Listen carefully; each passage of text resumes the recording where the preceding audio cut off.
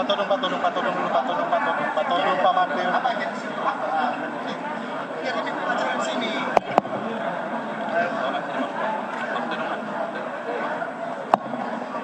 Baik.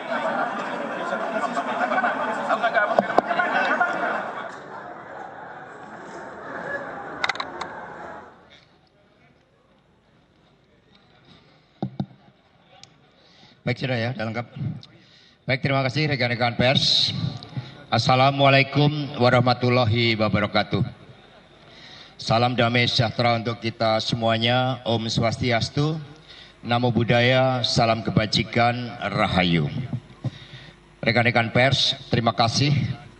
Dari persidangan tadi kita sudah bisa menyaksikan bahwa yang pertama, alhamdulillah, terkait dengan tuduhan obstruction of justice itu tidak terbukti karena memang sejak awal seluruh kesadaran yang dimiliki oleh kader PD Perjuangan adalah setia pada hukum, tidak menghalang-halangi seluruh proses hukum.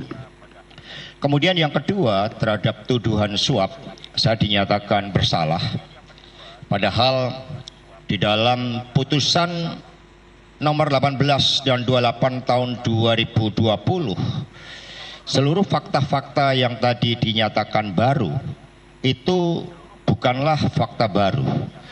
Karena sangat jelas keterangan saudara Saiful Bahri Donitri Istiqomah di dalam persidangan ini juga, seluruh sumber dana berasal dari Harun Masiku. Termasuk ada suatu fakta yang sangat penting, bahwa dana dari Harun Masiku tahap pertama itu bukanlah 400 juta sebagai hasil otak-atik gatuk 600 dikurangi 200 menjadi 400, tetapi adalah 750 juta. Dan itulah yang kami tegaskan di dalam pledoi juga di dalam sidang nomor 18 dan 28 tahun 2020 tersebut. Sehingga total dana dari Harun Masiku itu ada 1,5 juta. Saya menjadi korban dari komunikasi anak buah, di mana di dalam persidangan ini juga sudah menyatakan seluruh dana di bawah sumpah ya, itu berasal dari Harun Masiku. Nah, sehingga meskipun proses persidangan kami junjung tinggi, lembaga peradilan tetap kami hormati, tetapi dengan adanya berbagai fakta yang masih disembunyikan tersebut, berupa aliran dana yang seharusnya adalah tahap pertama 750 juta, tapi kemudian dikatakan 400 juta, maka ini telah menyentuh aspek keadilan itu. Karena itulah tema dari pledoi kami adalah menggugat keadilan. Sehingga ini adalah realitas sebagaimana dialami oleh sahabat Tom Lembong, bagaimana hukum telah menjadi alat kekuasaan. Karena sejak awal, bahkan beberapa hari yang lalu, saya sudah mengetahui informasi-informasi terkait angka 3,6 tahun sampai 4 tahun sejak bulan April. Maka saya memutuskan saat itu, karena putusan yang merupakan aspek kekuasaan itu ada, tidak bisa saya hindari, sebagaimana Tom Lembong juga tidak bisa menghindari, sebagaimana mereka-mereka mencari keadilan juga tidak bisa menghindari. Maka saya sudah mengantisipasi dengan cara apa? Saya bulan Juni kemarin sudah diterima sebagai mahasiswa S1 hukum. Karena saya menghitung itu, menghitung bahwa bulan April saya sudah mengetahui adanya tuntutan sekian, adanya hukuman sekian. Maka risk responnya adalah, karena ini kekuasaan, saya mengambil kuliah S1 hukum dan sudah diterima. Sehingga ke depan nanti saya bisa seperti Mas Febri, Pak Magdir, Prof Todung, menjadi pejuang-pejuang pembela keadilan, juga Bung Roni, teman-teman PH semuanya yang telah bekerja luar biasa dengan menjadi lawyer yang akan membela pihak-pihak yang menjadi korban ketidakadilan dari kekuasaan, khususnya wong cilik.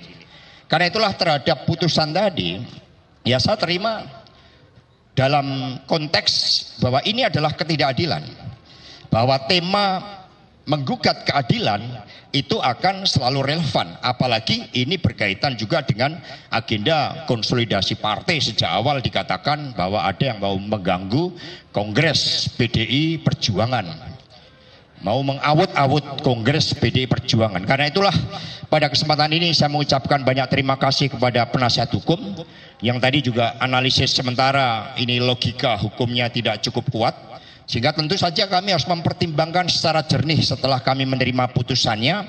Kemudian kami akan mempertimbangkan dengan cara yang seksama dan kemudian dengan fakta-fakta hukum untuk terus berjuang di dalam menggugat keadilan itu.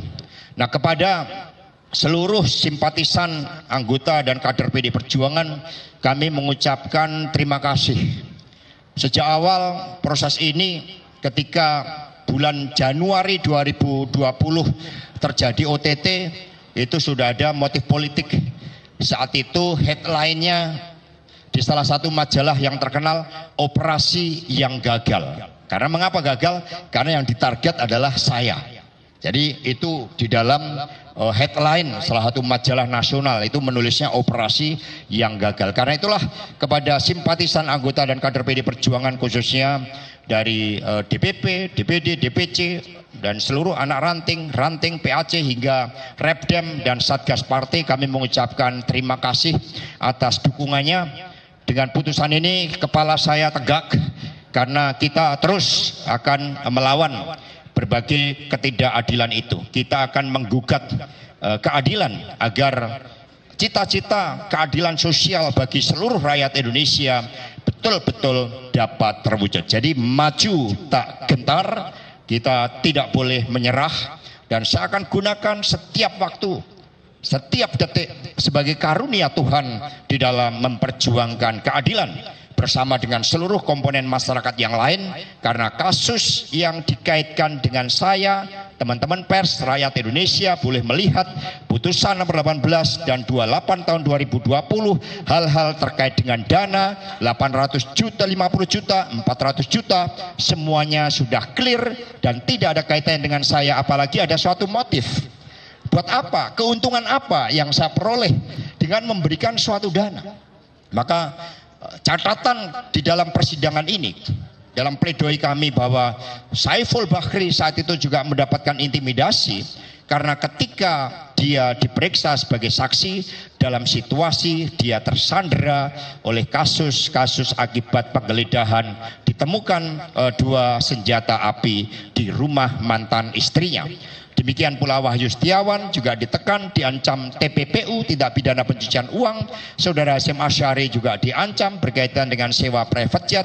Fakta-fakta itu ternyata tidak menjadi pertimbangan. Namun sebagai proses hukum kami hormati, tetapi keadilan tidak akan pernah lari dari setiap upaya untuk memperjuangkannya.